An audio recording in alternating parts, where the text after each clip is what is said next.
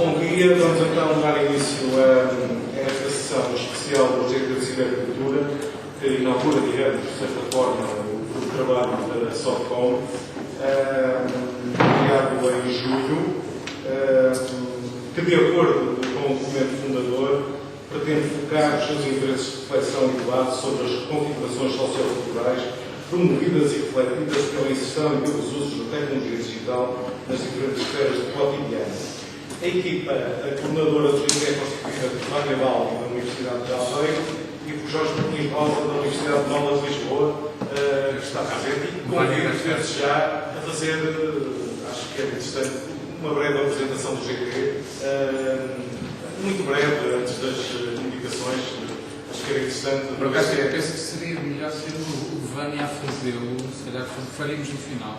No final? Sim, o Vânia esteve mais envolvido na gênese. Sim, senhor. Ok, fazemos. Não vem mal ao por causa disso. Esta sessão especial, desta sessão especial constam 5 apresentações. A primeira, Comunidades de Inovação Social e Cibercultura, contributos para o desenvolvimento de territórios inteligentes, que é na Mel de Oliveira, na Mel da Universidade de Aveiro e ES Social Business School, e a Lida Oliveira da Universidade de Aveiro. Realidade virtual e os conceitos, jornalismo imersivo enquanto dispositivo de consciencialização social e cultural, de António Maria Reis, da Universidade do Porto. Análise da transposição da realidade aumentada para a realidade da sociedade tecnológica em 50 anos de cinema, Pedro Rocha, da Universidade do Minho. Atravessando a economia da atenção e dos likes, a política das plataformas digitais, de Jana Rosselli, da Universidade Nova de Lisboa, Jorge Martins Rosa, da Universidade Nova de Lisboa, e Vânia Baldi, da Universidade de Aveiro. Finalmente, Jovens José Cruz, a fronteira invisível do cotidiano, de Henrique Sandazório, da Universidade de Aveiro, Lídia Oliveira, também da Universidade de Aveiro, e Ana Bela, da Universidade de Aveiro, e ES Social Business School. Vamos então dar início às apresentações desta sessão especial. Convido a Ana Bela, como Presidente, para avançar com a comunicação. Comunidades de Inovação Social e Cibercultura, contributos para o desenvolvimento de territórios inteligentes. São 15 minutos.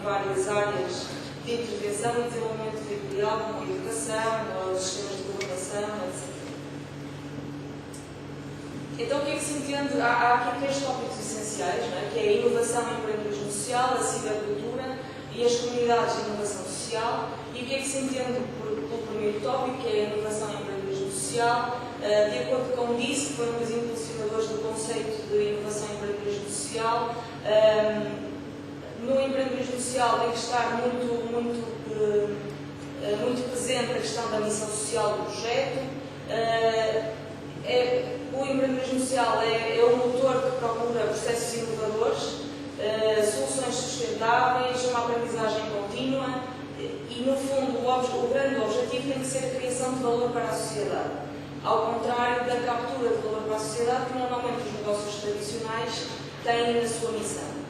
Depois, este projeto está a ser desenvolvido no Instituto de Empreendedorismo Social, que é o IES das organizações, e nesse instituto utiliza-se desde a sua gênese a definição de empreendedorismo social de Filipe Santos, que foi também um dos fundadores do IES. E então, para Filipe Santos, o empreendedorismo social é baseado no interesse pelo outro, que está relacionado com a missão social do Beverly. Há também uma lógica de criação de valor de forma distribuída pela sociedade, pelos elementos da sociedade, consegue conduzir a economia de forma mais eficiente, relacionado também com o facto de criar valor para a sociedade ao contrário da captura de valor, identificando externalidades positivas negligenciadas, ou seja, consequências que estejam a ser produzidas e que não estejam a ser identificadas por quem os produz. Normalmente, empreendedores tradicionais, empresas tradicionais ou mesmo o setor público que produz determinadas consequências nefastas para a sociedade e que não estão a ser identificadas para se procurar a sua resolução. Então, os empreendedores sociais tentam fazer isso mesmo, procurar a sua resolução. Então, a definição foi construída pelas autoras desta comunicação, que sou eu, a professora Lívia, sobre inovação e empreendedorismo social, um processo de mudança societal, aqui a mudança tem que estar bastante presente, aumentando o impacto positivo da ação através da resolução de um problema social identificado. A solução tem que ser sustentável, o que significa que tem que ter um modelo de negócio que, para além de sustentável, ou seja, para além de eficaz, tem que ser eficiente e tem que pensar na escalabilidade e na replicação do projeto. No entanto, a principal finalidade deve ser a resolução do problema e isso significa que deve também pensar no que acontece caso o problema seja resolvido, se termina ou se reconstrói esse modelo de negócio e mesmo o próprio projeto de empreendedorismo social. O projeto de inovação e empreendedorismo social deve considerar sempre a capacitação do seu público-alvo, dos beneficiários. Uma vez que são eles os beneficiários, não é? Os interessados em que o seu problema social se resolva, e então devem ser capacitados para a autonomia e para a capacidade de eles próprios resolverem o seu problema social, eliminando e diminuindo assim as questões de dependência que normalmente os beneficiários deste tipo de projetos normalmente têm. Alguns exemplos. Eu não sei se já alguém ouviu falar destes projetos. O Places for All, que é um projeto de certificação de locais de acesso público em termos de acessibilidades. O Color, este é o mais conhecido, é um projeto é um código de cores para daltónicos, que já está no método do Porto, já está nos manuais escolares. A SAOM, que é um projeto de integração no mercado de trabalho de pessoas em vulnerabilidade social, que é um restaurante de alta qualidade e que desenvolve competências na área da hotelaria em pessoas sem abrigo, toxicodependentes, etc. O SPIC, que é uma escola de línguas que promove a interculturalidade. O projeto de Valadares Paroquiais é um projeto que o que quis garantir foi a sustentabilidade de 3 IPSS. É um projeto de Passos de Ferreira e, entretanto, revitalizou um produto da região que é um queijo.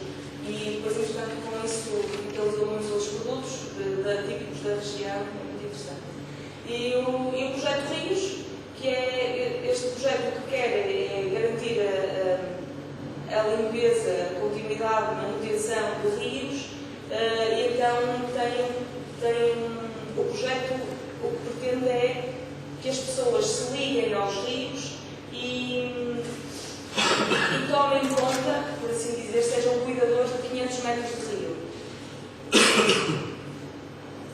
Passando agora ao segundo conceito central nesta comunicação, que é o conceito de cibercultura. Aqui está a definição mais conhecida de Levi sobre o que é o ciberespaço e o que é a cibercultura. Então, o que nos interessa particularmente neste projeto são um conjunto de técnicas, de práticas, de atitudes e de modos de pensamento e de valores que se desenvolvem juntamente com o crescimento do ciberespaço, ou seja, que ferramentas é que os empreendedores sociais têm ao seu dispor para desenvolverem determinadas atitudes, nomeadamente de comunicação, que depois lhes permita desenvolver os seus projetos de empreendedorismo social e, consequentemente, o território.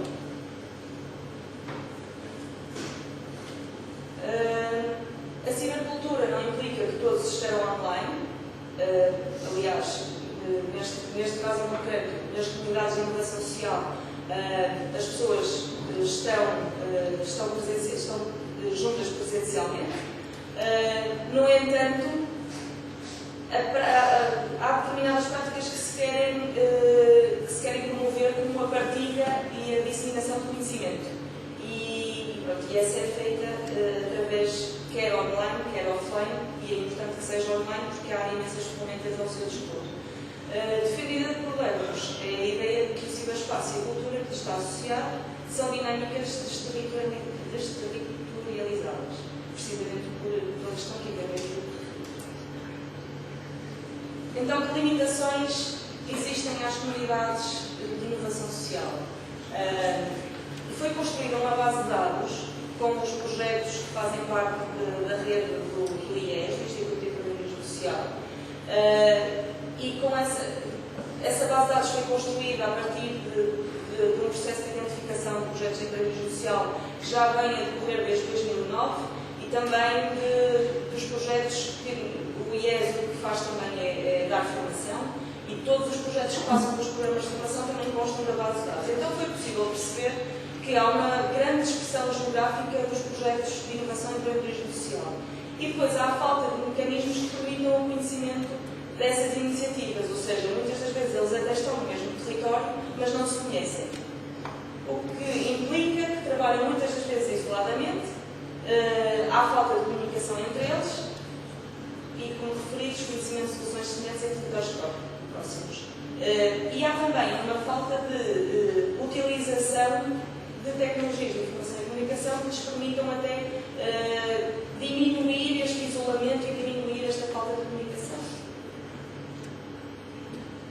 Então, o que são comunidades de inovação social? São grupos de pessoas que, estando ou não localizadas no mesmo espaço, se encontram com o objetivo de partilhar experiências, difundir práticas, cooperar no sentido comum, encontrar soluções para problemas identificados na promoção da criação de valor, aprender em conjunto e disseminar o conhecimento adquirido. Tudo isto é o que se pretende com o projeto de pós-doutoramento e com o desenvolvimento de comunidades de inovação social. Depois partiu-se para, a partir dessa base de dados que foi construída, houve algumas variáveis que ressaltaram e que se consideraram importantes para a análise da criação de comunidades de inovação social. Ou seja, o que é que faz com que os empreendedores sociais se juntem entre si ou não. E então aqui há dois tipos de variáveis. As variáveis relacionadas com os empreendedores sociais, ou dos empreendedores sociais, que os caracterizam, e as variáveis dos projetos. Então, o que se considerou como variáveis relativamente aos empreendedores sociais foi o seu sexo, os escalões etários em que se encontram e a região de residência que poderá ou não promover uma maior interação. Então, relativamente aos escalões etários, percebe-se claramente que se situam na faixa etária dos 34, certo? Eu não vejo 31 e 35, é isso. Pronto, mas é ali entre a faixa dos 25 anos, mais ou menos, e os 45 e os 40. Depois, formação do IES, que é a via pela qual mais empreendedores sociais ou projetos entram na rede, decorrem no Porto e em Lisboa, e em Cascais. Precisamente porque a sede é em Cascais e no Porto é uma delegação. Isto significa que vai logo existir aqui uma certa tendência para que a maior parte dos projetos sejam ou da região de Lisboa do Alentejo ou do Norte, que é precisamente o que acontece.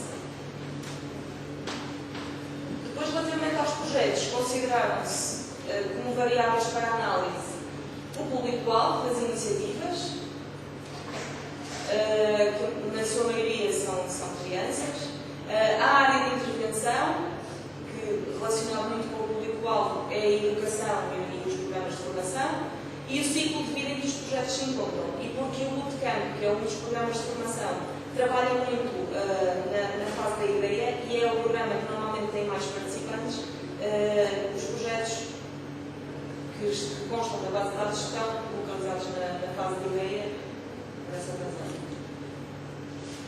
Então, considerando algumas variáveis relativas aos projetos e considerando variáveis relativamente aos empreendedores sociais, partiu-se daqui para a construção de unidades de inovação social, potenciadas pelo Instituto de Empreendedorismo Social, ou seja, tendo o Instituto de Empreendedorismo Social como quase mediador ou interlocutor quando for necessário e mesmo na fase inicial de desenvolvimento das comunidades. Sendo que as comunidades seriam então locais de geração de aprendizagem, espaços abertos à partilha e à interação, que promovem o desenvolvimento das pessoas e o desenvolvimento territorial. O papel da tecnologia são os mediadores destes processos de aprendizagem, são os catalisadores das interações sociais, quer seja online, quer seja offline, são uma ferramenta ao serviço destas interações sociais, mas também ao serviço da partilha do conhecimento, são locais de acesso a esse conhecimento e locais de partilha do desenvolvimento e do reconhecimento do desenvolvimento territorial, pela disseminação de práticas que permitem fazer-se. Então, no IES está a decorrer um projeto piloto, que são as tribos, que eu prefiro chamar de comunidades de prática, e em Vila Pouca de Tiara já arrancou o projeto piloto, que está muito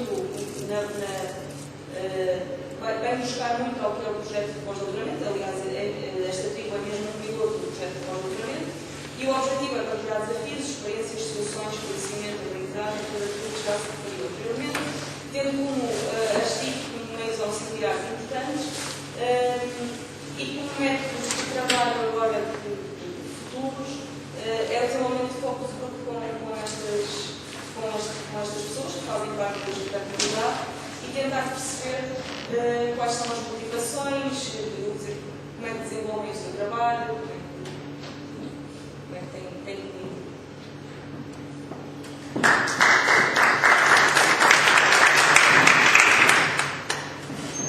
Muito obrigado e obrigado por cumprir o tempo previsto. No final, fazemos a discussão.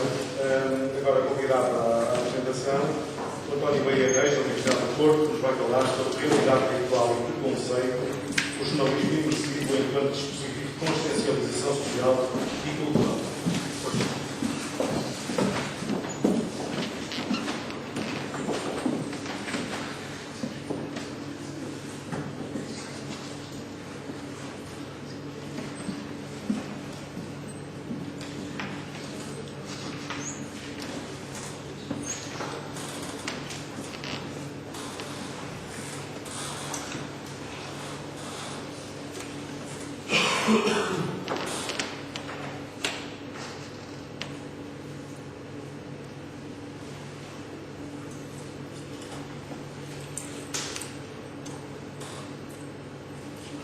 Ok, bom dia a todos.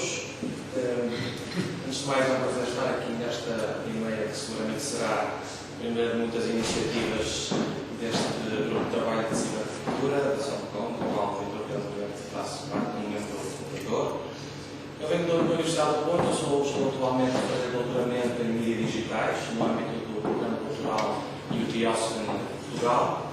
E e estou atualmente a desenvolver a investigação relacionada com o jornalismo imersivo, ou o jornalismo em realidade virtual, na perspectiva particular do entendimento dos seus públicos. Isto é basicamente um estudo de recepção que analisa em várias dimensões o modo como as pessoas estão a responder a este fenómeno emergente. Hoje vamos falar justamente de uma dessas dimensões de análise que eu encaro igualmente como uma categoria teórica e que está relacionada com a possibilidade, e nesta fase não é mais do que uma possibilidade, deste jornalismo imersivo se constituir como um dispositivo de consciencialização social e cultural. Dito isto, antes de processar em argumentação académica mais ou menos válida, há que compreender muito rapidamente o contexto tecnológico do qual o jornalismo imersivo brota. E começando pelo básico, o que é isto da realidade virtual? Ora bem, a realidade virtual é, muito basicamente, uma experiência que reproduz um ambiente real ou imaginário, permitindo aos seus utilizadores interagir com estes ambientes de tal forma que os faça sentir como se realmente lá estivessem. Nestes ambientes, tanto podem ser gravações da vida real, como vemos aqui nesta imagem, como podem ser ambientes criados, edições feitas em computador. Depois, basicamente, como as pessoas já sabem, através de dispositivos específicos de visualização, podemos desfrutar de momentos verdadeiramente mágicos com a realidade virtual. Mas isto até o Pai Natal sabe, a questão aqui é que a realidade virtual já existe há muitos anos, já foi estudada, já existe teoria. O que é certo é que nos últimos 5, 6 anos deu-se um boom novamente nesta área tecnológica, sobretudo através do aparecimento de novos dispositivos de visualização de realidade virtual e de mais gadgets associados, que permitem não só uma experiência muito aproximada à realidade, como também estão a ser desenvolvidos numa perspectiva de mercado, isto é, são cada vez mais baratos, logo também apresentam um grande potencial de massificação. Este novo ecossistema tecnológico associado à realidade virtual tem fortes implicações, sobretudo na indústria do entretenimento e, em particular, na indústria hiperlucrativa dos videojogos, mas o jornalismo imersivo também já apanhou o barco e, atualmente, instituições como o New York Times, a BBC ou a Vice já têm vindo a produzir conteúdos noticiosos em realidade virtual.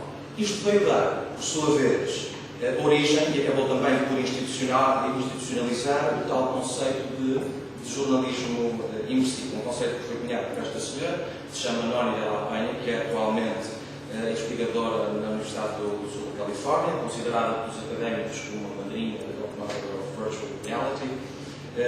E segundo ela, o jornalismo imersivo é basicamente esta tal produção de notícias num formato no qual os indivíduos experienciam na primeira pessoa os eventos, as situações que são descritos nas notícias. Para vocês terem uma noção mais concreta do que é isto do jornalismo imersivo, quero-vos mostrar muito rapidamente um dos trabalhos mais emblemáticos da Noni Della Penha, chamado Hunger in Los Angeles. Vamos ver que a imagem fala por si. Eu não sei se o som está ok. Aqui para dentro. Eu vou partir do pressuposto que se não acontecer, vamos outra vez disso.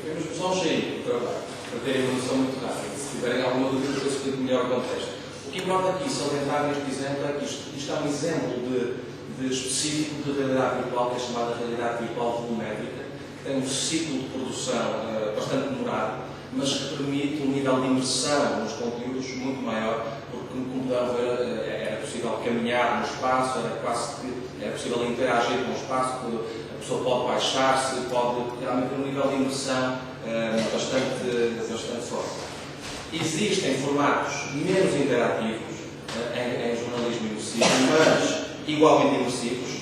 Para para terem uma noção, para fazermos aqui uma comparação, vamos mostrar agora um breve exemplo de um trabalho feito pelo New York Times, uma peça jornalística gravada apenas, mas já por si é bastante imersivo, em 360 graus em contexto real, isto é uma imagem real, e este trabalho retrata uma vigília que foi feita em Paris em novembro do ano passado, depois dos ataques no Bataclan.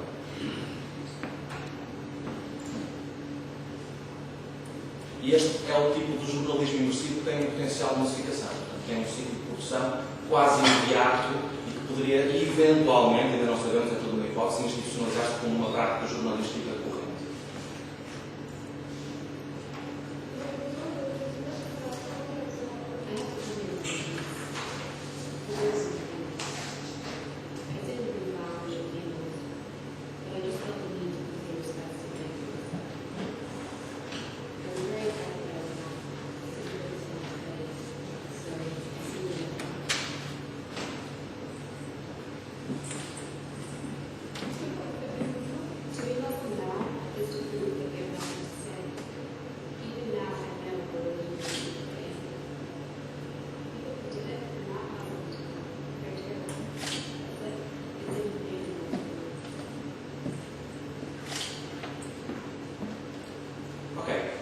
A ideia aqui deste vídeo, no fundo, é para nos dar uma ideia, embora pequena, mas já há uma clara noção do potencial que este jornalismo imersivo pode causar nas pessoas comparativamente aos mídias audiovisuais tradicionais, sobretudo se se debruçar e se trabalhar notícias e histórias relacionadas com questões mais críticas da sociedade.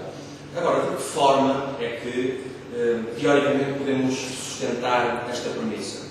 Eu proponho que a possibilidade de o jornalismo imersivo ser um dispositivo eficaz de consciencialização social e cultural está assente e depende da correlação dinâmica dos seguintes conceitos e pressupostos teórico-práticos.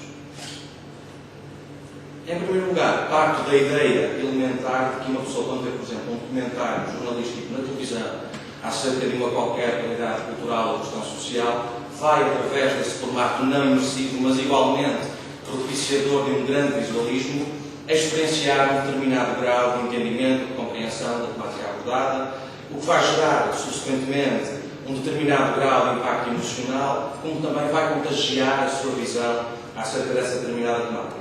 Ora, o jornalismo imersivo veio ampliar esta lógica, sobretudo, pelo facto de permitir uma maior sensação de imersão e presença dos conceitos-chave do jornalismo imersivo e da realidade virtual em geral, e entenda-se, muito grosso modo, imersão como uma sensação de estar completamente envolvido, incluído e ou em interação com o ambiente digital, e presença como uma sensação de estar lá, no fundo da partida do mundo físico e da chegada ao mundo virtual.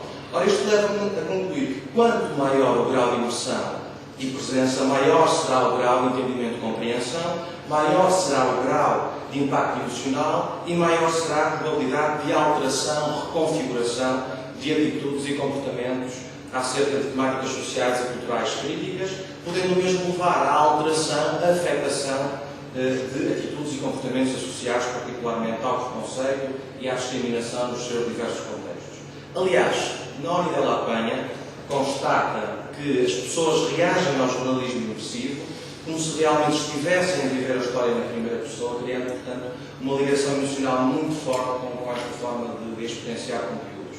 Mesmo tendo noção de que o que estão a ver e a ouvir não está realmente a acontecer.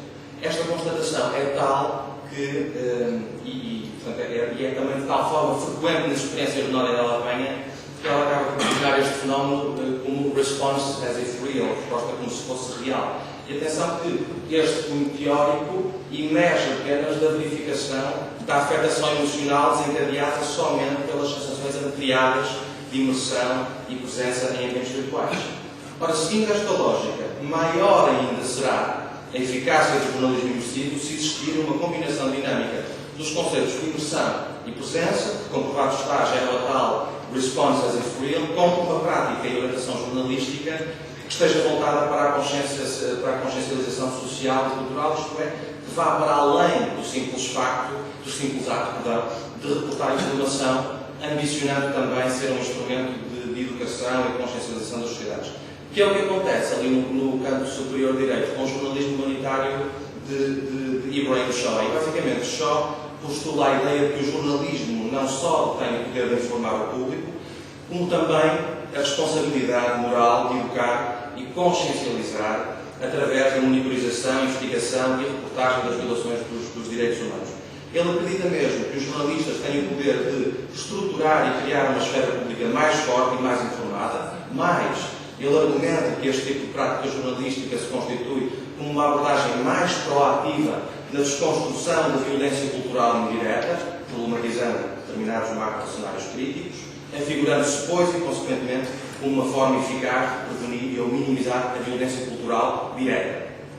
Ora, se combinarmos imersão, presença, response as if real, e a isto somarmos uma prática jornalística alinhada com o ideário de Shaw, por exemplo, poderemos obter, através do jornalismo imersivo, uma fórmula, uma matriz, um instrumento eficaz para disputar processos de consciencialização social e cultural, que idealmente e objetivamente, no campo prático, será operacionalizada ao nível de demarcar os processos cognitivos muito objetivamente observáveis, sendo academicamente validada através da reflexão, problematização, da relação entre práticas de jornalismo imersivo e de marcar os modelos, por exemplo, de processos cognitivos afetos às áreas tais como as neurociências e a psicologia.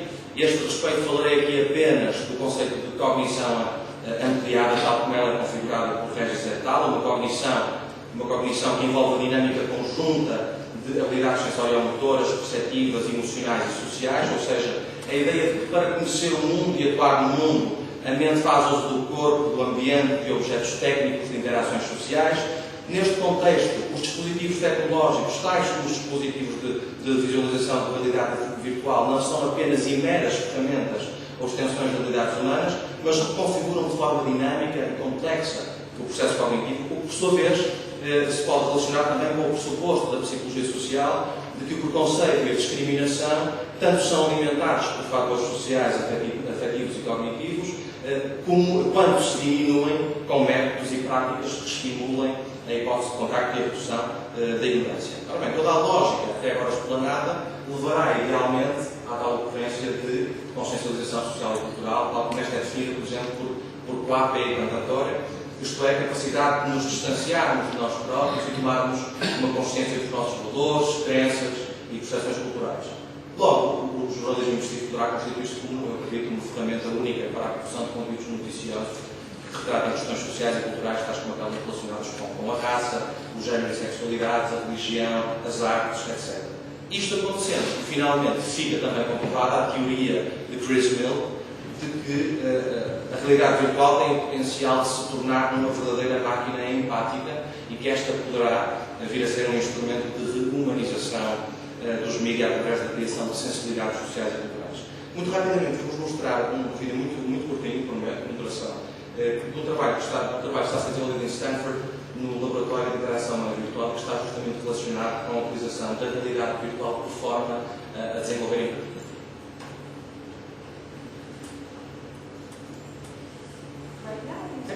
The staff at Stanford University's Virtual Human Interaction Lab has created dozens of virtual worlds since 2003. The lab studies what happens to people's brains after they use VR. You're standing in front of a virtual mirror and you see your avatar?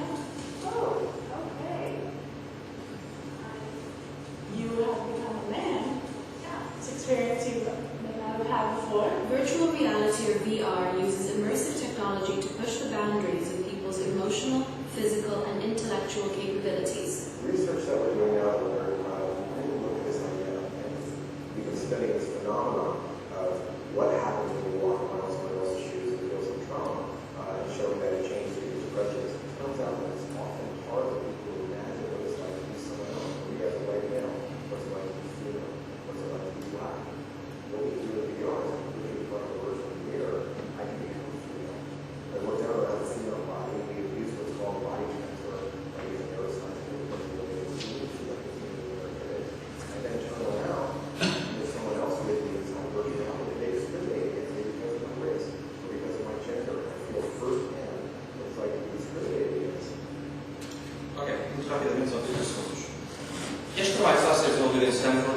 não é jornalismo imersivo, mas parece um bom exemplo para ir ver alguns pressupostos teórico-práticos e aplicá-los eventualmente ao jornalismo imersivo, neste campo particular da consciencialização social e cultural.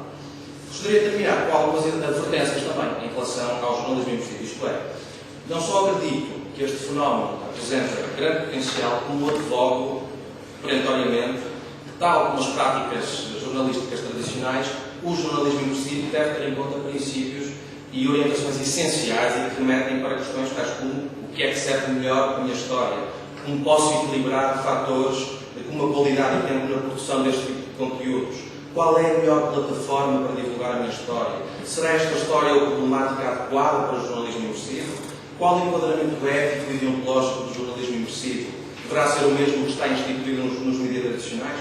Eu acredito que, se existir uma combinação equilibrada das áreas da tecnologia, das práticas jornalísticas, da psicologia e outras disciplinas afetas a este fenómeno, o jornalismo imersivo pode realmente ser muito eficaz enquanto dispositivo de consciencialização social e cultural. E, se me permitem, terminaria com uma nota algo naif e idealista, que acho que é a panagem de qualquer jovem investigador, não é? O nosso mais que seguramente conhecido Bourdieu postulou a ideia de que os mídias têm um poder simbólico, que é o poder de fazer as pessoas ver e acreditar, de confirmar e transformar a visão do mundo e logo do mundo em si mesmo. Um poder quase mágico que nos permite obter o equivalente ao que obteríamos através da força. Quem sabe se o jornalismo imersivo não poderá vir a inscrever-se nesta lógica, não só informando públicos, mas também impactando a sociedade. Obrigado pela vossa atenção, peço desculpa pela demora. Convido também, no final, se tiverem curiosidade, se não tiver a oportunidade de experimentar a realidade virtual e queiram experimentar, eu trouxe os óculos e podemos brincar um bocadinho no final. Obrigado, Dr. Andrés. Segue-se nas observações Pedro Rocha, da Universidade do Minho, que vai fazer a análise da transposição da realidade aumentada para a realidade da sociedade tecnológica em 50 anos seguintes.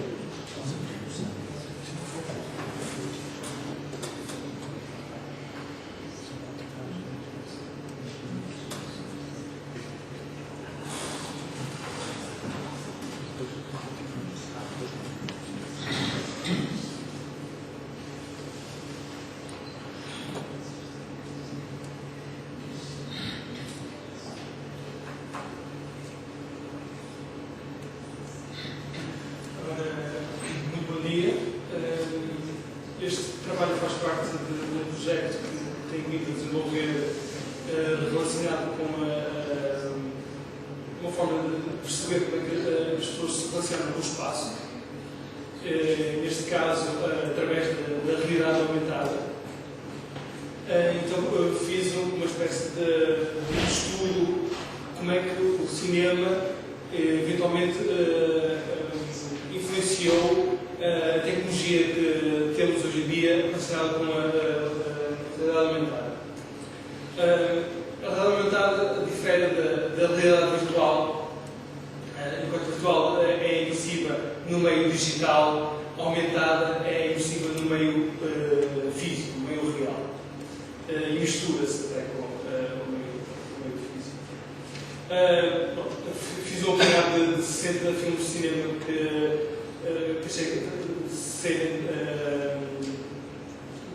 ter importância com fins tecnológicos. Também fiz um estudo de mais de 40 vídeos de produtos de empresas da área. Eu gerei um universo de 550 amostras, do lado dos filmes de cinema, 550 slides, e mais de 150 amostras do lado dos produtos. Os filmes variam entre 68 e 2016 e os produtos são mais recentes, de 2005 a 2010. Reduzi pela presença de realidade aumentada, ou vestígios de realidade aumentada nos filmes, foi reduzido para 45 filmes, há cerca de 340 amostras, entre 1977 e 2016. Marco de 1977 2007, com o Star Wars, o primeiro filme, já vos expliquei. Há outros filmes tecnológicos relacionados com alguma tecnologia ou ficção científica nas primeiras décadas. Alguns importantes, um de 92, que acho que em Portugal se chama O Passageiro do Futuro, mas esse é mais relacionado com a realidade virtual. Outro que é importante mostrar ali, porque é da virtual, é o Disclosure também, há muito tempo, em 93, 94. Um filme que teve grande influência, mas é um filme animado, é o Ghost in the Shell, e que influenciou também a realização e a produção do Matrix. Outro filme que é muito importante é o 2001, de Final Fantasy, e, claro, o Relatório Minoritário, que foi um filme que abriu as portas da realidade aumentada para toda a gente. Em termos de amostras, por ano, podemos ver que, à medida que vamos passar de década em década, aumenta o número de amostras de ocorrências de cenas ou ações relacionadas com realidades aumentadas, ou com presença de realidade aumentada nos filmes. Em relação à parte dos produtos, observei filmes da Oblong, da Microsoft, Nokia, Lion, TAT. A TAT agora foi absorvida por outra empresa. A TAT era uma empresa sueca.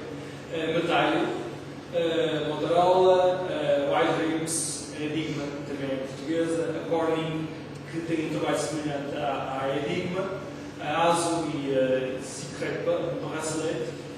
A nível de projetos individuais académicos, existe o do John Undercoffler, que deu origem à empresa Oblong, que depois colaborou na produção do relatório minoritário. Temos o trabalho de Pranav Mistry, um investigador indiano, trabalhos do Keisha Matsuda, com hiperrealidades e cidades aumentadas, o trabalho de um grupo de estudantes chamado SITE, e outro trabalho de universitários chamado World Builder. Análise de inícios da oposição de motivações com a realidade aumentada. Procura-se pela distância da relação da informação com a pessoa, a evolução dos instrumentos de processamento de informação, por efeitos de dedução, utilizados como mediadores entre a realidade real, a física, com a realidade aumentada, a digital, movimentos sexuais de interação, a interação do e com o corpo, com a realidade aumentada, ver o pluralismo da evolução da realidade aumentada no cinema com o produto real, e das cores utilizadas na projeção da realidade aumentada no próprio espaço. E também empresas dedicadas a efeitos especiais.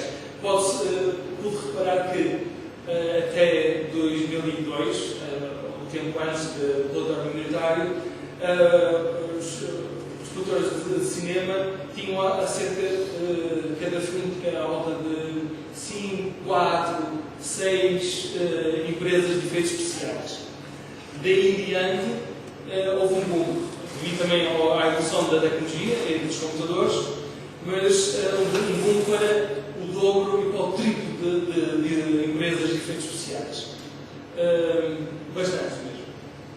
E é claro que com a introdução da realidade aumentada começaram a aparecer empresas relacionadas com 3 dimensões. Que maneiras é que podemos encontrar nestas ações da realidade aumentada? As cores de projeção, às vezes são os mesmos. Há um oceano, uma magenta, muito semelhante do mesmo Pantone. fiz um estudo acerca das cores, projeções que substituem elementos físicos, isto é, os teclados que são substituídos por imagens e projeções de realidade aumentada, o ator interage com a própria, o elemento físico de realidade aumentada, isto é, deixa de haver elementos físicos. Existe uma fronteira da realidade virtual com a realidade aumentada que se mistura, há interação de informação com essa realidade, e isto é onde a tecnologia se debate, porque a realidade aumentada ainda não é tátil. Há uns investigadores japoneses que estão a elaborar um método tátil da realidade aumentada através de pressão, de inversão, em que se sente a esfera no próprio espaço. A realidade aumentada assume o papel de multi-ecrã na própria realidade física, assume também o papel de só um ecrã. A transparência existe sempre uma certa transparência, tátil, gestos comuns entre as genéticos, as pessoas começam a fazer os mesmos gestos, começam a aprender esses gestos nos tablets e transpõem esses gestos para o próprio espaço. E ela torna-se uma ação corporal, não só mental, é do próprio corpo. A parte neural é totalmente estimulada. As pessoas estão imersas com a realidade aumentada através de capacetes, de visores, de ecrãs. Hoje em dia, a realidade aumentada, como vamos ver mais à frente, não temos visualmente à nossa frente. É sempre feito através de mediadores, de ecrãs, que têm uma câmera que aponta e nós vemos a realidade ser transferida para o espaço físico. O uso da realidade aumentada através de pulseiras e de lentes, etc. A realidade aumentada sugere seguir uma linha em que os elementos de uma realidade digital assumem uma característica de elementos vivos da realidade física. O conteúdo de informação no ambiente da realidade aumentada passa a existir no próprio espaço físico e em tempo real. Muitos dos gestos criados e usados no mundo virtual passaram a ter uso no mundo real em superfícies destinadas à interação. Estas são as imagens, pessoalmente a primeira imagem de realidade aumentada na Guerra das Estrelas, em 77. A do canto superior direito temos Black Hole, buraco negro, em 79, tal como embaixo no canto inferior esquerdo. Mais à frente, em 83, no segundo filme de Guerra das Estrelas, vemos mais uma imagem de realidade aumentada. O Ghost in the Shell, no canto superior esquerdo, vai introduzir várias imagens e noções e ideias de como é que a realidade aumentada poderia interagir com as pessoas.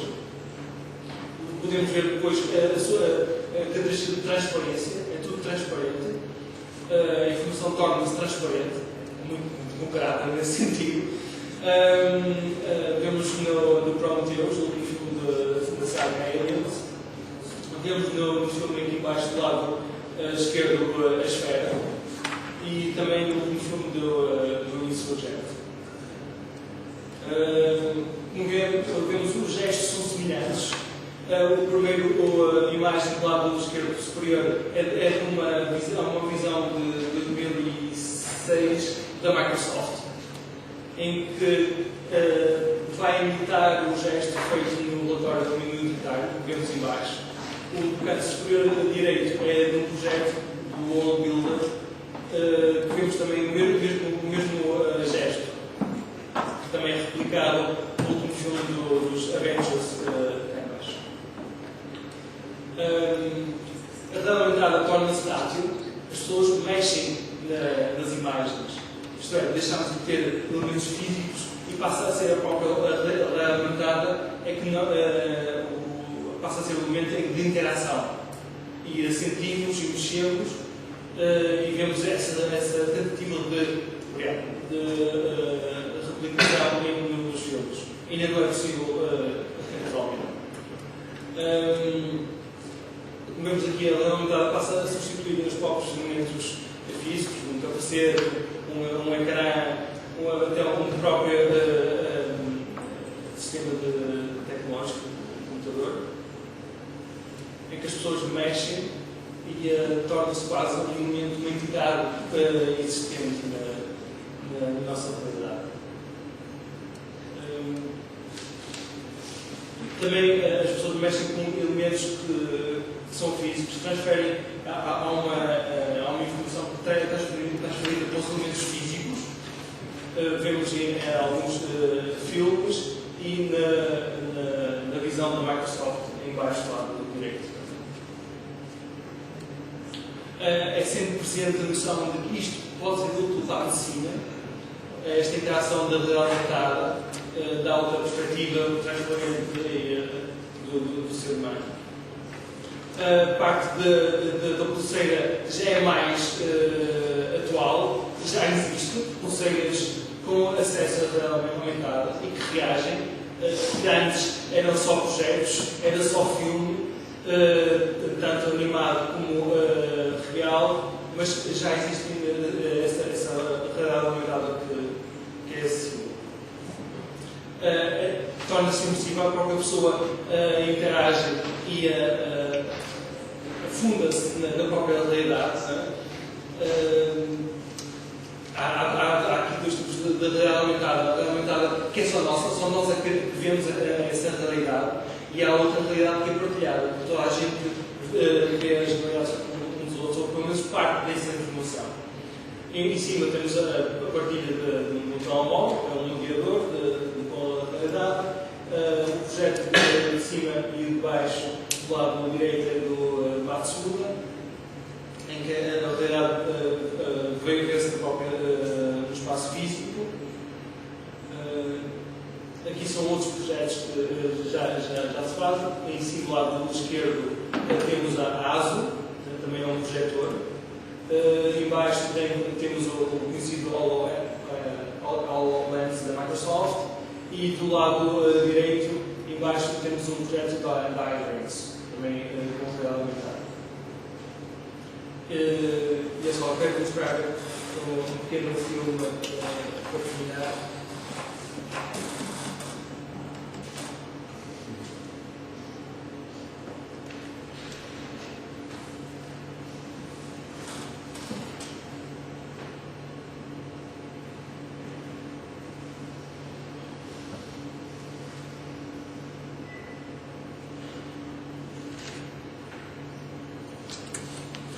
Isto aqui é a própria pessoa, é um projeto do Keiichi Matsuda, a própria pessoa que vê a possibilidade de podemos pôr quantas estrelas ao motorista, o que é que existe na cidade, a informação das pessoas que vão passar, a informação do tráfego. É uma invasão completa da privacidade da pessoa. Isto é mesmo ao extremo. Mas é só um exemplo. Desculpe, é um trecho do filme.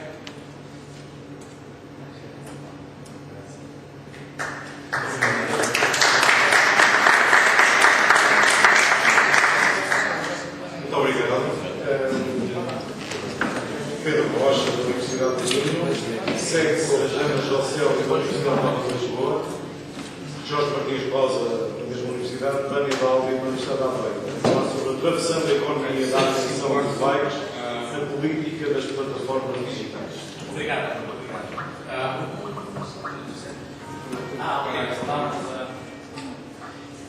Non temos uma apresentação ortodoxa, não temos PowerPoint, mas pronto, iremos fazer um mapping que já contamos para a primeira reunião. Não estou a brincar, não é um mapping, mas de qualquer forma vamos explicar o que é justificou, motivou, eu vou dizer agora as coisas mais introdução, depois o Jorge vai ler algumas partes que escrevemos com a Jana do Skype nos últimos dias. que quero dizer sobre este título desta intervenção é sobre o que desencadeou esta intervenção.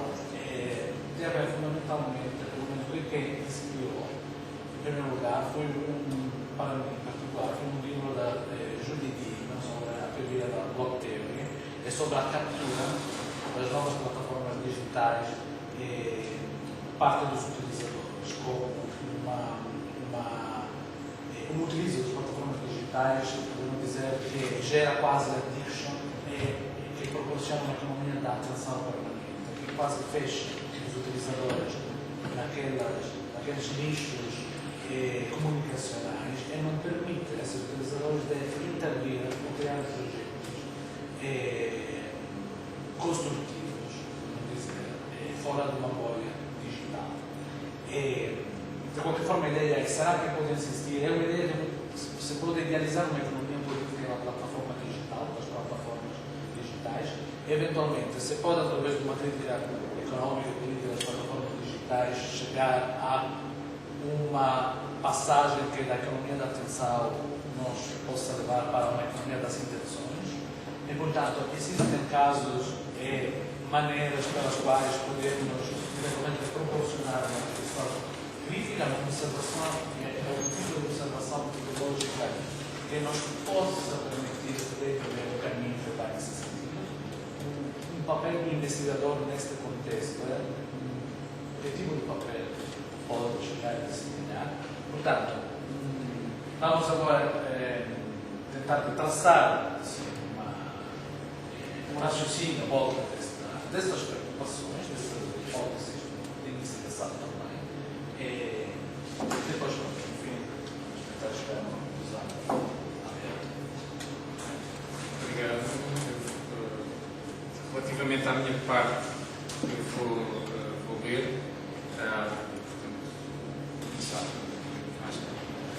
No final do Android's Dream of Electric Sheep, uma das obras-primas de Philip K. Dick, o protagonista Rick Deckard conclui que the electric things have their life too, paltry as those lives are.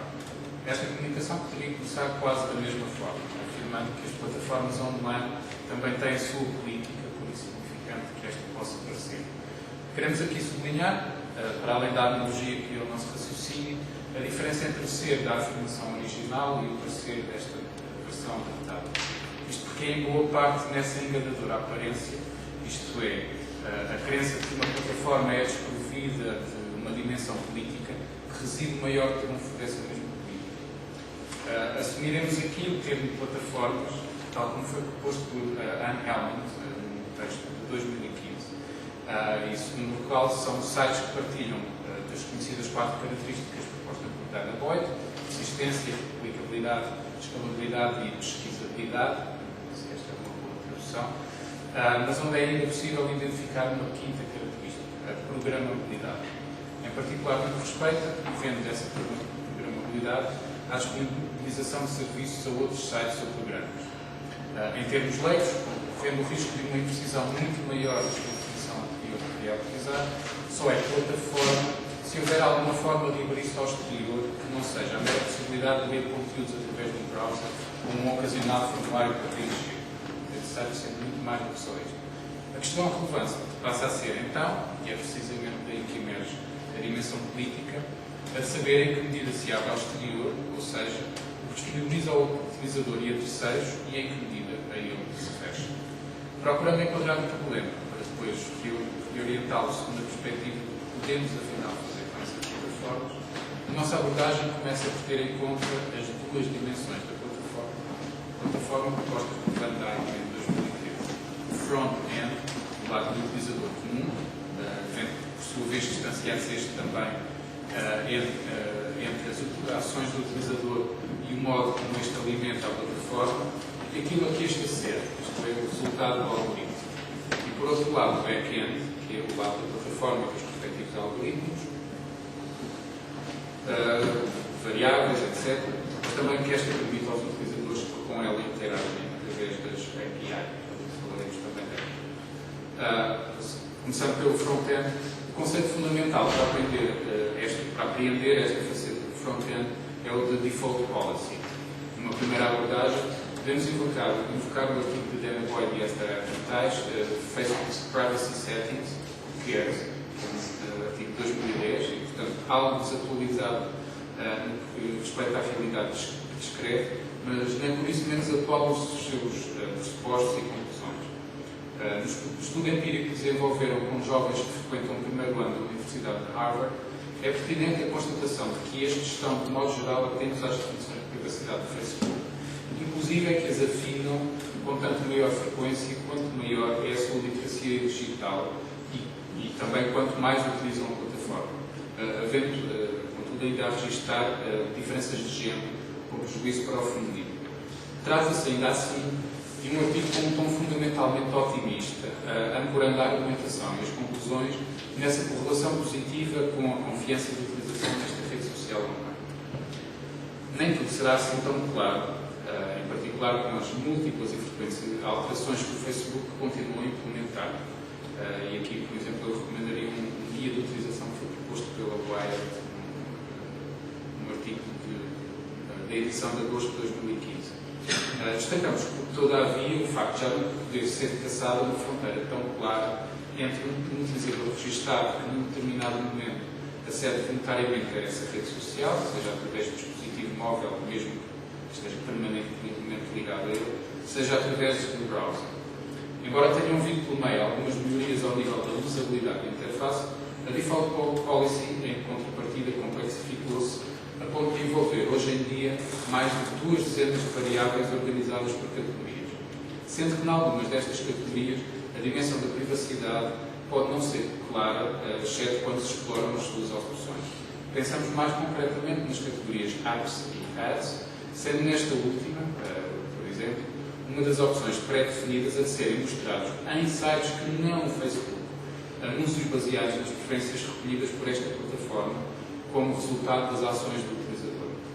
Mais do que isso, e esta é a informação que não se consegue inferir a partir da redação na página de configuração do próprio Facebook, estas preferências podem ser lidas por terceiros, isto é, outros sites, normalmente os anunciantes, através dos cookies presentes na caixa do dispositivo. E isto mesmo que o utilizador não esteja logado nesse momento ao Facebook. A não ser, portanto, que se trata de algum utilizador especialmente atento a estes desenvolvimentos e à subtileza do jargão da plataforma, a Default Policy está concebida para recolher cada vez mais dados e a própria interface do Facebook, apesar das ocasionais chamadas de atenção para que o utilizador consulte as suas configurações, quase sempre surgindo quando há de facto uma alteração significativa a estes termos de utilização, esta interface, dizia eu, está concebida para facilitar a manutenção da Default Policy, como aliás costuma ser rapidamente confirmado pelos especialistas em usabilidade. Mas a Default Policy não se materializa exclusivamente nesta dimensão de privacidade que envolve a recolha de dados acerca do utilizador, implicando também, por vezes de forma muito direta, o próprio conteúdo daquilo que este publica. São bem conhecidos os casos, sendo no Facebook que isso ocorre com mais frequência, das fotografias em que são alegadamente violados os termos de utilização porque apresentam, por exemplo, alguma parte descoberta no corpo. Pensamos em concreto, embora outros pudessem servir de ilustração, no ponto 3 do item 7 das Terms and Conditions sobre safety, que diz: You will not post content that is hate speech, threatening or pornographic, incites violence, or contains nudity or graphic or gratuitous violence. Ora, acontece que a detecção de conteúdos provém de uma ou mais das seguintes origens. Por um lado, a denúncia por parte dos utilizadores, por outro, a aplicação automática de algoritmos de detecção de padrões de texto ou de imagem e ainda, quase sempre como componente das anteriores, o rastreamento humano por parte da equipa de funcionários do Facebook. Mesmo admitindo que, na maioria dos casos, os mecanismos funcionam, são as situações em que estes falham, aquelas que recebem quer a atenção mediática, quer o protesto e, por vezes, muito eloquente dos utilizadores. No caso muito recente da famosa foto da criança vietnamita nua, que foi confundida com pornografia infantil, é apenas um de entre muitos casos que demonstram o quanto o sistema pode falhar, com prejuízo para os utilizadores que podem ver as suas contas temporariamente bloqueadas. Passando ao back-end. Como deve, portanto, ser já claro, tudo o que ocorre ao nível do front-end possui também uma dimensão do back-end e vice-versa. Ainda assim, a distinção é útil na medida em que destaca o lado com mais peso em cada uma das diversas modalidades de criação ou acesso à plataforma. Concentremos, portanto, naquelas em que dominam o back-end e focando, neste caso concreto, o tal conceito de API ou Application Programming Interface. Passado, ou assim esperamos, a euforia em torno do conceito que era muito mais artifício de marketing que auxiliar para a investigação, para 2.0, é chegada a altura de atentarmos naquela que é a peça fundamental que marca a diferença, por comparação com esta web anterior à explosão das plataformas, e que é justamente a API. Ela é aquilo que permite abrir a plataforma a outros usos, fazendo, graças a protocolos, estruturas de dados, etc., a mediação entre o interior, digamos assim, que é a enorme massa de dados que estão aí armazenados, e o exterior, que são outras plataformas, os anunciantes, ou ainda aquele grupo muito peculiar de utilizadores a que chamamos investigadores. É o que, dando aí ilustrações pouco problemáticas, permite fazer, por exemplo, um mashup a partir do Google Maps ou publicar uma lista nesse mashup, publicar uma lista de restaurantes num post no blog, ou ainda também aquilo que permite que façamos o login numa plataforma de gestão de tarefas, utilizando, em vez de um ID, uma password, a identidade do Google e do Facebook. Ou ainda, o que possibilita a que se aceda ao Twitter a partir de múltiplos clientes como no recente. Também as API possuem uma dimensão política, por aquilo que promovem ou impedem, por aquilo que facilitam ou dificultam. Vou chamar-lhe um dispositivo, mas não prescindir deste vocabulário, pegando mais concretamente na dimensão de affordance. Ainda que esta questão possa e deva ser abordada segundo diversas perspectivas, trabalho que uma das autoras desta comunicação que está ausente, a Jocely, está a desenvolver no seu projeto de doutoramento, iremos, por uma questão de tempo, concentrar-nos apenas no que nos é caro, a do investigador em cibercultura. Para objetos de investigação distintos, em ambos os casos, tendo como primeiro resultado visível comunicações que apresentámos no último congresso da SOCCOM, em novembro de 2015, dois de nós aplicaram o método de Jana Jocely, aplicámos o método da Network Analysis a páginas e grupos do Facebook recorrendo à ferramenta NetVis. Por serem classificadas como públicas, a recolha de dados das páginas através desta ferramenta ocorreu sem obstáculo maior, mas já no caso dos grupos, a mudança nos termos de utilização que teve lugar em abril de 2015 levou só que fosse possível recolher dados pelo facto de um de nós estar registado como developer. Hoje em dia, nem sequer isso é possível. Estamos, portanto, perante uma espécie de dissonância cognitiva. A retórica discursiva do Facebook, por via das pressões que a empresa tem vindo a receber, praticamente desde que iniciou a tendência rumo a esse domínio incontestado perante outros concorrentes, evoca uma também crescente preocupação com a privacidade dos utilizadores. De facto, a proteção dessa privacidade tem vindo a limitar o acesso de terceiros a determinado tipo de informações, como ocorreu com este rastreio de grupos fechados através do Netflix. Ao mesmo tempo, contudo, o volume de informação que é recolhida sobre os utilizadores e pode potencialmente ser vendido aos anunciantes, os likes que fazem, os comentários, os sites que visitam, etc., é cada vez maior. Perante esta dualidade de critérios, o que nós vamos a fazer é o que pode o utilizador fazer perante isto. Agora, o tempo seja já escasso, passo a palavra ao Pai. Sim, eu queria acrescentar pelo menos um papel, além do utilizador. É curioso que talvez os projetos mais inovadores surgem neste momento de reutilização criativa das plataformas ou pelo menos das infraestruturas digitais. Surgem mais na África, na Ásia, na América Latina, em processos económicos e sociais aparentemente muitos alheios àqueles que são o centro propulsor e promotor do desenvolvimento tecnológico. E por quê? Por condições de necessidade, de qualquer forma. Por exemplo, a seguir posso dar-se uma lista de projetos que estão a ser criados no sentido de criação de mapas colaborativos ou plataformas open source que querem proporcionar interligações entre microempresas e cidadãos com a população sem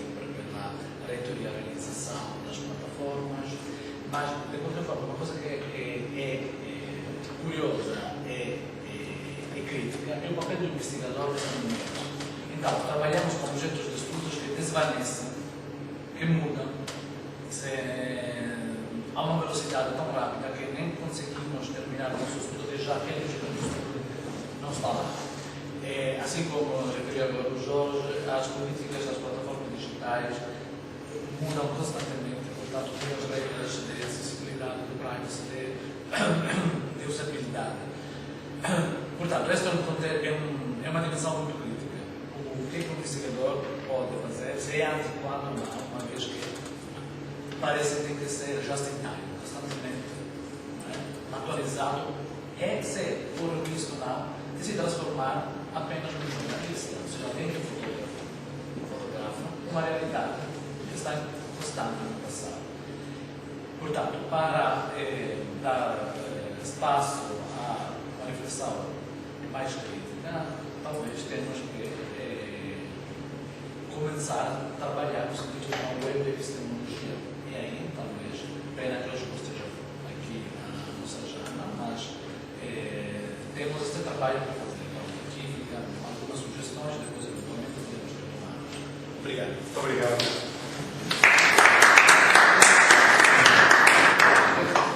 Obrigado, Jorge Martins Rosa e Giovanni Balbi.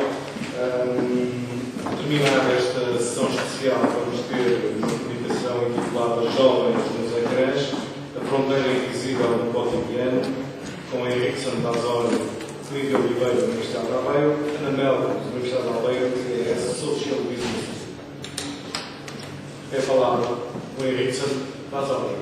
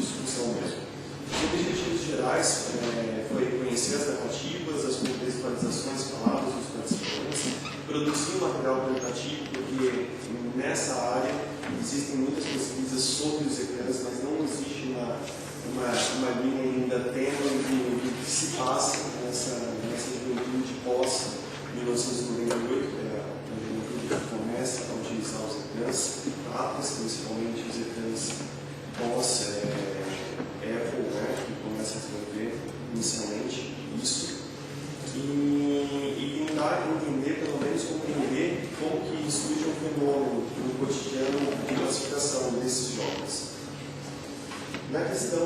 básica do nosso enquadramento, eu vou utilizar o Vander Wicking, que ele fala que existe uma relação, como se fosse uma teia mesmo, na questão do pequeno utilizador. E as práticas sociais elas vão se desenvolvendo tanto que elas começam a se tornar invisíveis e omnipresentes na forma que é dada no cotidiano. Cito também as colegas que usam a seguinte explanação. Os novos médios e os ecrãs a eles associados são invisíveis e definem a vida dos indivíduos através dessa invisibilidade, sobretudo quando deixam de pensar na sua presença e assumem uma omnipresença, executando-se quando surge algum problema que é necessário resolver. Aí voltam a ser visíveis. Eu não sei se eu acho que todos assim têm algum tipo de ecrã, ou pelo menos um telemóvel consigo, e é muito comum só depararmos o fato de não ter, quando acaba a bateria ou quando precisa enviar um e-mail e não tem a internet conectada. Isso acontece muito. A visibilidade dos ecrãs ela só ocorre quando sente-se a falta. Esses são das atmosferas que trabalhamos. Seguindo na parte da questão do nosso enquadramento, existe uma presença também silenciosa que foi trabalhada. Alguns autores, como o Lipovetsky, o próprio Mohan e o Pierre Levy, que também foi citado pelos colegas, ele utiliza na sociedade uma cibercultura que ela é voltada para o cotidiano pós-moderno. Essa pós-modernidade que é trabalhada, ele trabalha com um cotidiano que é um cotidiano um pouco cego. E existe uma atmosfera que foi trabalhada pelo Mohan, pelos últimos trabalhos publicados do Mohan, que ele fala que existe um excesso de voyeurismo, assim, existe uma cultura nossa que é uma cultura do agora, uma cultura do lazer, uma cultura de vamos fazer isso. E isso se enquadra muito com os jovens de hoje, independente se são portugueses ou não. Os jovens hoje eles querem fazer várias tarefas ao mesmo tempo, eles querem cultuar esse prazer de utilização dos objetos ecrã. E para explanar também a fala do Lipovetsky, de um trabalho que ele fez agora recentemente, ele fala de um culto de cada vez mais, o culto do verbo, cada vez mais acompanha-se de um movimento para cada vez menos volume, menos massa, menos matéria, menos intensivos. O Lipovetsky, ele brilhantemente utiliza uma coisa que ele fala que agora os dispositivos eles começam a assumir, começa a existir uma inteligência artificial mesmo, tanto na questão dos apps, dos gadgets, das aplicações, começa cada vez existe menos um culto para a questão corpórea e o leve começa a ser uma coisa mais interessante, principalmente agora ligado a cada vez menos peso e mais belo. Também atenta-se nesse trabalho também sobre a percepção sobre como que se consome o tempo. Hoje é possível reparar isso mesmo até não na base científica, que as pessoas querem consumir o tempo da melhor forma possível, que é se conectar a várias coisas, e isso reconfigura a sociedade no meio laboral, escolar, familiar, em outras dinâmicas também sociais. Existe também uma necessidade do presente moderno que o Daniel Innerarity fala sobre a aceleração e desaceleração dos tempos modernos. Estamos tão preocupados em fazer as coisas rapidamente que às vezes os processos eles acabam sendo consumidos por mais processos. Quanto mais processos terminamos, mais processos queremos começar e mais tempo perdido na vez de ganhar tempo, se perde tempo. Em questão ao focus groups que foi utilizado, foi feito com os jovens portugueses. Foram selecionados alguns jovens nas escolas públicas, todos eles matriculados, e foram feitos 3 grupos, o grupo 1, 2 e 3. Sendo que o primeiro grupo foi dos mais novos da pesquisa, com com média de 12 anos, depois no segundo grupo entre 13 e 14 anos, no nono ano escolar, e depois os alunos mais velhos, 17 e 18 anos. Foi feito um processo muito informal, por conta dos jovens, eles se imergem no mundo e é difícil conseguir conectá-los e conversar com eles. Mas retiramos algumas falas e algumas coisas interessantes. As variáveis analisadas foram o contexto de utilização de ecrãs, ou seja, a hora que é utilizado, o local que é utilizado, o contexto social que é utilizado, se é para lazer, se é para estudo, se é muito familiar, se é entretenimento, entre outros. O tipo de ecrã utilizado também, as preferências de uso e atividades realizadas. E por último, a questão do uso social do tempo, a gestão do tempo, as relações sociais e a descrição do cotidiano em si. Foi feito pós os grupos de discussão, foi feito também uma distribuição e codificação dos grupos de discussão utilizados e feitos pelo NVIDIA. Foi separado a temática básica, que foi apresentada anteriormente, as categorias e subcategorias que foram utilizadas, as fontes, que foram os 3 grupos distintos, e as referências de cada vez que eles falavam em determinadas categorias ou subcategorias. Fazendo um resumo breve, porque foram muitas referências, em termos de contexto de utilização, quase 59% das referências foram voltadas sobre isso. Qual horário que utiliza e por que utiliza. Dentro da temática, dentro dos ecrãs, foi utilizado também, foi referenciado também 32%. E depois no uso social do tempo foram somente 9,45%. O total de referências foram 190 referências. Nos 3 grupos, cada grupo foi mais ou menos cerca de 45, 50 minutos. Eu vou ler 3 excertos que teve dos jovens e eu já explico a contextualização do porquê. Eu fiz a seguinte pergunta para os pequenos. Descreva-me a tua rotina. Quando é que começa a utilizar algum tipo de tecnologia ao longo do dia? Os nomes também são fictícios. Uma estudante de 14 anos disse: às 7 da manhã eu acordo e fico com o telemóvel meia hora para sair da cama, porque eu fico muito desinformado durante a noite. Depois paro para arranjar e depois paro na viagem, que é para a escola, que é meia hora, eu fico no telemóvel também. E na escola eu fico a usar como relógio, e depois que chego a casa fico com ele. Se eu não tiver nada para estudar nessa altura, eu fico toda a tarde e até a noite também. Alguns discursos, independente se os jovens participantes eram de 12 a 18 anos, eles têm uma ligação muito forte. Eles não... E foi até perguntado para eles quando que eles sentiam falta da tecnologia. E eles falavam que somente quando não tinham mesmo, quando eram privados do acesso. No caso da Ana, que até é uma das mais novas, ela se programa baseado nas tecnologias. Os dispositivos ecrãs se tornaram uma espécie de extensão delas. E quando eu digo extensão, não é extensão de backloop mesmo, de extensão do próprio homem. É uma extensão do próprio ser mesmo. É a questão de desenvolver o próprio cotidiano como uma extensão de si. Aí tem o segundo ser de uma outra jovem. Sempre estou com um computador, com a televisão e o telemóvel ao mesmo tempo. Mas por quê?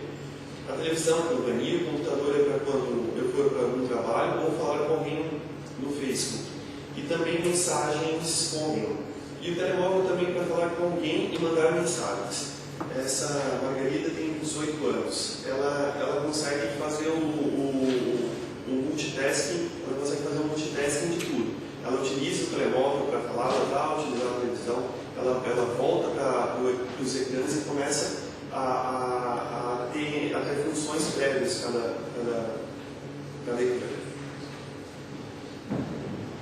E por último eu faço a seguinte questão: como seria se vocês não tivessem as tecnologias no cotidiano? cotidiano. Por exemplo, se não tivesse internet para conectar o telefone, computador, tablet, etc., como faria? Se calhar as conversas com os amigos iriam melhorar. Às vezes a internet atrapalha. Por exemplo, já aconteceu de eu ir tomar café e se algum começa a usar o telemóvel, todos usam o telemóvel. Todas as pessoas ficam sem falar, perde-se a ligação com os amigos. Por isso, a Carolina tem 15 anos. Existe também as dinâmicas de socialização e os ecrãs eles estão presentes nisso. Existem algumas políticas não catalogadas ainda sobre outros modos, sobre qual é a hora que eu posso utilizar o ecrã e qual a hora que eu não posso. Os jovens já têm essa literacia de saber a hora que é pertinente ou não utilizar. Esse é sempre de uma estudante nova, de 15 anos, e ela já tem essa noção. Na escola eu posso, isso eu não posso, por que eu posso, ou por que eu não posso. Apesar de não seguirem as regras de conduta, muitas vezes eles sabem sobre as dinâmicas. Para finalizar o trabalho, são as considerações do trabalho que se estende ainda, e chegamos nessas considerações. A mediação e presença significativa de dispositivos ecrã no cotidiano ganha uma atenção no que se refere ao uso social do tempo e a reconfiguração das atividades, conforme a disponibilidade e acesso às tecnologias. E também as tecnologias e dispositivos ecrã na sociedade contemporânea, ela marca um processo de convergência, que é um processo que segue-se. Mesmo com a internet e os ecrãs táteis eles sendo não tão novos a nível estrutural, a internet ela já tem dezenas de anos já, e os ecrãs táteis já vão completar de 2008 agora para 2016, eles são 8, 9 anos já de massificação, de construção de novos paradigmas como isso. É necessário ainda rever a utilização desses objetos e o comportamento que tem acerca dos jovens perante a utilização das tecnologias. Bem, isso. Finalizando as referências.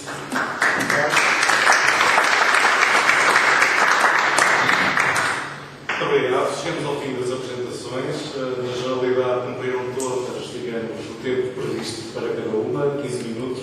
Temos algum tempo assim para a discussão, para a troca de ideias e também para a apresentação, como definido no início pelo Dani Baldi, da lógica deste GT que tem esta primeira apresentação pública. Então, de uma maneira informal, eu não espanto vir para a mesa porque nunca vemos todos, não é? E assim, de uma forma informal, passa a redundância. Pedro Andrade, vamos avançar.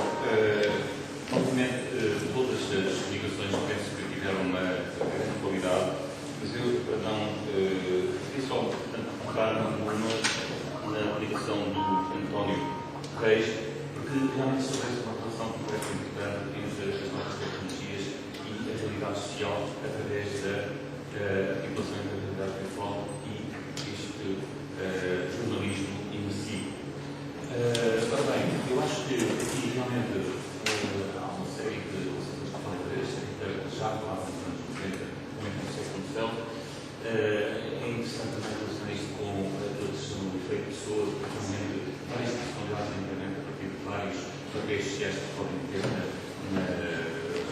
nos e-mails e outras plataformas das redes sociais. Mas indo propriamente para a questão, eu parece-me que realmente aqui, como também falou no dia, e é interessante essa ligação, não só com o social, mas também com o sociológico, realmente o dia fala dos mídias e a sua influência na sua articulação, exatamente com o poder simbólico das novas tecnologias. Eu acho que aqui, não sei se acha que, o António acha que se podia aqui utilizar um outro conceito muito interessante do que é o poder, o capital social, etc. Neste caso, em particular, o capital de informação, o capital de conhecimento. Como é que a questão é esta? Como é que realmente este capital de conhecimento, por parte do jornalista, o jornalismo seja investigador, cidadão comum, etc., como é que isso realmente pode influir numa sociedade que se podia talvez chamar de sociedade do jornalismo, ou até do jornalismo investigativo? talvez este jornalismo imersivo que você fala. Ora, Jorge Martins Rosa. Mas não, queria depois fazer uma questão, era só a... Força, força. Mas não era para o... Não era Força, para o Paulo. Era para o Paulo Fox. Fazemos uma série. Ok, então a questão é para o Paulo. Houve uma coisa que eu notei ali naquele gráfico relativamente ao uso de qualquer tipo de atividade intelectual, etc. E reparei que, de modo geral, houve um crescendo e depois, em 2014, há uma queda bastante significativa. Em 2015 volta a crescer e em 2016, embora o ano ainda não tenha terminado, a tendência parece ser de voltar a cair. Não sei que agora os filmes de Natal. Será que isso significa que começa de alguma forma, não digo a esgotar-se, mas pelo menos a atingir-se um platô o uso destas tecnologias no cinema? Ora, vamos então passar para as respostas. Dona Maria Reis, por favor. A sua questão é pertinente. Bem, antes de mais, salvaguardar-me aqui em termos epistemológicos, académicos, dizendo que para já não tenho formação em Sociologia, embora seja um aficionado das teorias da Sociologia.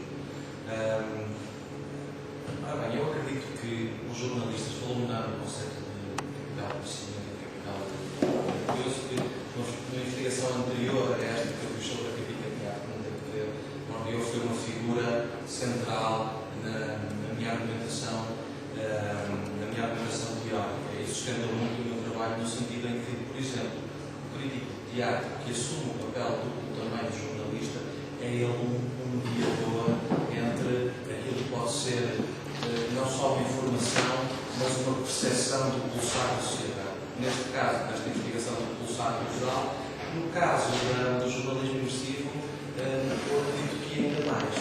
Sobretudo porque o papel terá que ser um papel muito mais ativo, o papel de um jornalista mais vigilante, mais alerta. Porquê? Porque a tal lógica é o determinismo tecnológico faz com que se perda muitas vezes uma percepção palpável do que é o objeto jornalístico, do que é a reportagem. Quando eu vejo uma reportagem na televisão, eu estou a ver com os meus olhos, tenho tomado algum droga que esteja a alucinar, eu estou a ver exatamente aquilo. Portanto, eu acredito no que estou a ver. Na realidade virtual, por vezes, é muito difícil destrinçar aquilo que é a fronteira entre o que é deontologia, o que é real, como focar a atenção das pessoas no que estão a ver. O primeiro exemplo, se recorda, que eu mostrei o trabalho da Nora de la Penha.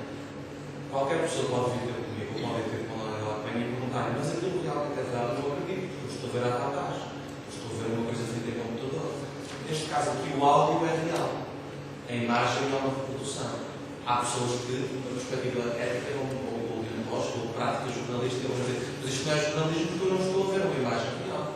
Estava a mostrar uma reconfiguração, uma reestruturação de significados daquilo que tem que ser uma lógica muito objetiva do jornalismo, que é informar públicos, antes de mais. Informar de maneira objetiva, clara, determinada público. Eu acredito que aqui, no jornalismo imersivo, o papel tem que ser muito mais ativo do jornalista, enquanto pessoa coloca o travão também àquilo que pode ser uma sobreposição de artifícios tecnológicos e uma imposição por parte desse jornalista de um veicular objetivo de informação. Nesse sentido, o jornalista poderá entrar, e isso pode constituir-se por si como uma nova prática jornalística, um novo perfil profissional para os jornalistas, assentes sim em lógicas que acredito que são eminentemente bortosianas, ou seja, em que o jornalista não reporta apenas a informação, mas também pode contribuir para a geração de capital cultural, de capital de conhecimento, e assim um investigador da alteração de paradigmas da sociedade, de consciencializações. Não sei se tem muito ao encontro da sua questão, não tem propriamente aqui uma inscrição teórica bortosiana, se calhar muito a fundo, mas a lógica é um pouco por aí, é um pouco o papel de maior vigilância por parte deste novo perfil de jornalista. Obrigado. Pedro Rocha. Isto não é determinístico, não é uma ciência exata. tomando dois pontos de vista. O ponto de vista das empresas de efeitos especiais que foram criadas. Antes de 2002, havia, assim, de 77 a 2002, havia um conjunto de 80 empresas diferentes, mais ou menos. E variava. É claro que eu fui analisar filme a filme, o número de empresas de efeitos especiais atingiam um máximo às vezes de 10, eventualmente 10, 9, 8, não eram muitas. Também o Steven Spielberg tinha ali um contexto muito só dele, de inventivo, ainda de criar novos efeitos especiais através da ILM. Mas depois de 2002 criaram-se bastantes. Eu reuni um conjunto de 300 e tal empresas de efeitos especiais, diferentes. E às vezes as próprias empresas faziam variações de responsabilidades de produção, de efeitos especiais diferentes. E com esta tabela aumentada, vieram empresas que vieram se especializar para fazer aquele tipo de produto. É claro que aquilo são projeções e tratamento de imagem. O autor está ali e não está a ver nada à frente às vezes, mas aquilo é produzido e parece real. No futuro, aquelas empresas não vão desaparecer. Alguém apostou nelas e vai continuar com elas. Senão era um boom, era uma desgraça, um crash tecnológico ali em Los Angeles, uma coisa absurda.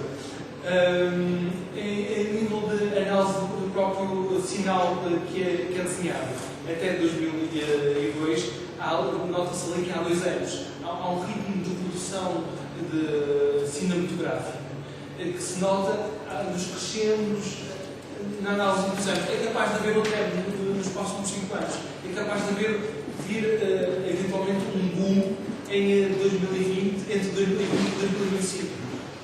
Mas é só meramente indicativo. Muito obrigado. Não sei se há mais perguntas.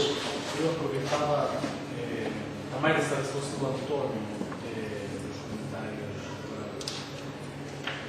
para assim, dizer algumas coisas sobre as interpretações ligadas com a realidade aumentada, porque tem de um lado um potencial, acho eu, heurístico que ainda é promissor, mas ainda temos que conseguir perceber qual é que este potencial irá pegar. Não é? Mas, no sentido das comunicações em si, no sentido de querer dar eventualmente algumas dicas para a investigação, temos que ter cuidado com os logos. Ou seja, tu és muito informe, não é? Então, não, porque eu lembrei de quando começou, não é, a internet, depois do web 2.0, como continuam as grandes web companies a utilizar o mesmo discurso. Finalmente, o utilizador será o protagonista. Finalmente, teremos nos bastidores. Finalmente, vice-versa. Já é desde 15, 20 anos. Portanto, cada nova tecnologia é sempre apresentada com esta retórica. Isso por quê? Porque talvez podemos também, eventualmente, acrescentar uma camada de reflexão crítica sobre este contexto, de tipo de experiência pode proporcionar, pode continuar a não proporcionar, pode ser apenas estética, vamos ver. E depois, como esta é a primeira reunião, o primeiro encontro, a primeira iniciativa do GFI. Pois, era nessa perspectiva, podemos, eu não sei se aqui. Informalmente, muito rapidamente, porque já me estão a ler os sinais que estamos não, a ver. mesmo informalmente, para mim, podemos agora encerrar essa sala. Depois, conjuntamente, encontrarmos uma maneira para já. Como queira, ok. Sim, aliás, quem está aqui presente está convidado a participar, escrever-se no GT, para dar uma chega à sua fogueira. Estamos combinados com uma fogueira virtual. Estamos combinados, então. Muito obrigado pela excelência das apresentações e continuem a desfrutar do nosso congresso. Muito obrigado.